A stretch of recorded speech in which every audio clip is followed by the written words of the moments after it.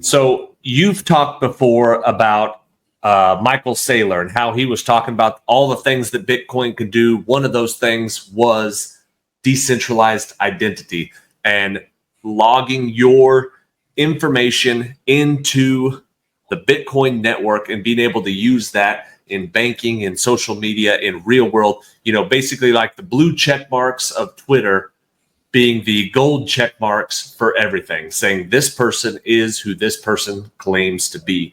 And that is one of the, a lot of people in the crypto industry think that could be one of the big things in the next few years. How is it explained to me? Blockchain needed a non-speculative use case to attract the next billion users, which means not, oh, well, this should be worth this much, and this should be, like buy Bitcoin because in a couple years it'll be worth $200,000. Not how much is it going to be worth? What is a good use case for the blockchain technology? And decentralized identification is what could be next. Here, I got a video for us. Share tab audio. Make sure you can hear this.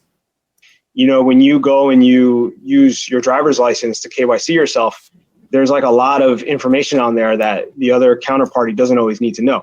The classic example that we use when describing decentralized identity, especially for blockchain, is when you go to a bar and you give your ID, your driver's license to the bouncer, there's so much information on there that's your personal information that they don't need to know. They don't need to know the address. They don't need to know your state. They don't need to know your like eye color and your hair color. They just need to know like the age, and they don't even need to know the age. They just need to know the answer to the binary question: are you over 21 or under 21? So if there was a way to deliver that answer in the form of a hash and a proof with a cryptographic proof attached, then you could just look at that and say like, oh, okay, it's a binary, like yes or no, and you can trust it because it's a mathematically valid proof. And then you don't reveal all of the other personal information about yourself that you normally would when you have to give someone like, your entire thing just so that they can go and verify that one statement. It's the same thing with the social security number. Like there's so many instances where you don't really need to give your social security number, but it's really the only identifier. People keep coming back to it. And so people start putting their social security number everywhere, and everyone asks for is like, oh, what's your social security number? We need your social security number for this doctor's appointment. You got to put your social security number on there, when really you don't. And it's putting you in danger of identity theft by putting out your identity everywhere that needs to be. So if we're able to compartmentalize and only give out what is needed for each individual case, people's identities would be a lot safer. Yeah. Isn't that cool? That expands on what Michael Saylor was talking about. Like, hey, this person is who this person claims to be. But imagine digitally, more than digitally, real world, and you're not answering any more information. I have put my social security number on some pretty sketchy websites because my doctor has like a website from 1994, and it's like, here, just type this in, and I'm like, I know there is no security on this website. I know that if somebody wanted to, they could come right in and just scoop up social security numbers. But it's like so many different things, like going into a club. All I need to know is, are you 21 or not? Are you who you say you are? And yes or no, 21.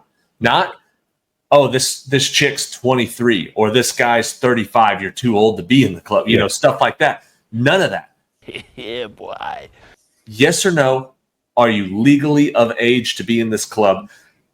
If you're able to use a decentralized ID that answers that question and they don't get anything else, you don't get to see what part of town I live in. You don't get to see anything else about me, whether I'm married, anything. Yes or no, answer your question. And think about that in all types of situations where you give out more information. Even if they say, at the bank, do you still live at this address right here? And you're like, yeah, that's me. And everybody around you can hear. Anybody who wants to hear can hear. And it's like, think about the possibilities. And they were talking about using crypto, using basically blockchain on the back end of a lot of these different apps and stuff like that. It wouldn't even be something that people would need to see on the front end or go, hey, here's my gold check mark. Here's how I know I can get into wherever I need to go. But onboarding, they say the next 500 million people into crypto could be something as simple as coming up with a decentralized blue check mark that says, this is who I am, to where when you're going to any of these places, digitally, online, or in the real world, you're able to verify just the information that they need. And I thought, man, that is such a good, he goes on in that video, it's an hour long, but he talks about all sorts of stuff. But I thought, man, that bar one is perfect, because it's like, why do I want the shadiest looking fella in front of this bar, the big old bouncer, to look at that, have every bit of information, especially with phone cameras. We see it all the time, stolen identities, and you hand the McDonald's chick your credit card or your debit card. Yeah. She takes it in there and scans it and then hands it back to you. And it's like, bam, bam, with a camera phone. And they got your number, your code, your expiration date. They can buy something before you get home. Yeah. They could have already spent your money, used your debit card, and it's like, because we're giving them so much information. I just want some French fries. I don't need you to know everything about me. I don't need to verify who I am with you, with a license, with this, with that, And I thought, man, that makes so much sense. Blockchain. We did a video earlier about Michael Saylor explaining blockchain isn't just money. It's not just energy. It's just such a perfect way to organize everything.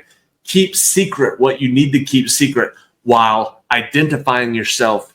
I'm a bet you can't do this. Oh my God! In a way that somebody needs to be identified. I mean, if you own a liquor store, you can't have kids coming in and buying liquor. You know what I mean? And so you need this and you need that. And it's like, it's for your protection, the consumer. I don't want to give this guy my ID. It's for the guy who owns the store, his protection. Yeah. I'm not selling alcohol to minors. He is verified. You know what I mean? And when you start thinking about all the possibilities for that, and then you think about it on a worldwide scale, it's like the first company to come up with that decentralized identification. Ooh, that's going to be a big one. Yeah, especially with the onset of AI and as sketchy as all that's getting with being able to duplicate identities. Oh man. Yeah, think about all the deep fakes and the fake voices and all the stuff that you could do, and then you add in, well, now half the American office workforce is working from home or abroad. You know what I mean? And how easy would it be to get in there and say, hey, I'm fixing everybody's emails. I need your password real quick. Yeah. But what you're seeing is not Ben talking. It's not D-Pin Ben. It's some dude who just got a couple of clips and he's got my mouth moving fake. And you know what I mean? And be able to identify who you are and who you're dealing with and know that your information is safe. That'll be huge. And it never fails. Once people start, the hard part is thinking of these ideas. Yeah. At this point in technology, there's somebody working on it right now. It'll be ready to go shortly. Blockchain especially moves so fast that it's like, we'll be seeing that.